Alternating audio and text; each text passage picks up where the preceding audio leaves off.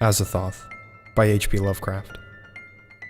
When age fell upon the world and wonder went out of the minds of men, when gray cities reared to smoky skies tall towers grim and ugly, in whose shadows none might dream of the sun or of spring's flowering meads, when learning stripped the earth of her mantle of beauty, and poets sang no more save of twisted phantoms seen with bleared and inward-looking eyes. When these things had come to pass and childish hopes had gone forever, there was a man who traveled out of life on a quest into the spaces whither the world's dreams had fled.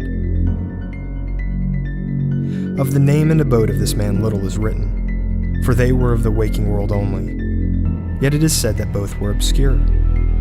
It is enough to say that he dwelt in a city of high walls where sterile twilight reigned, and that he toiled all day among shadow and turmoil, coming home at evening to a room whose one window opened not to fields and groves, but onto a dim court where other windows stared in dull despair.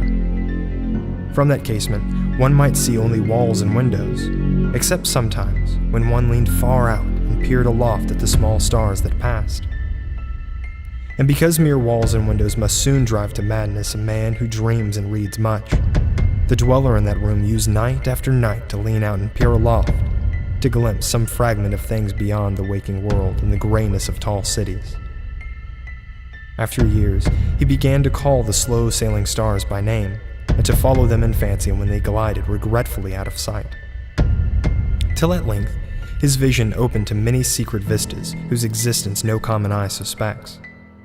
And one night, a mighty gulf was bridged, and the dream-haunted skies swelled down to the lonely watcher's window to merge with the close air of his room and make him part of their fabulous wonder.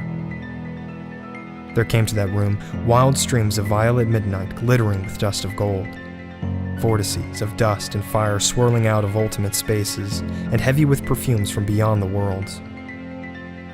Opiate oceans poured there, litten by the suns that the eye may never behold, and having in their whirlpools strange dolphins and sea nymphs of unrememberable depths. Noiseless infinity eddied around the dreamer and wafted him away, without even touching the body that leaned stiffly from that lonely window. And for days, not counted in men's calendars, the tides of far spheres that bar him gently to join the dreams that men have lost. And in the course of many cycles, they tenderly left him sleeping on a green sunrise shore, a green shore fragrant with lotus blossoms and starred by red camelot.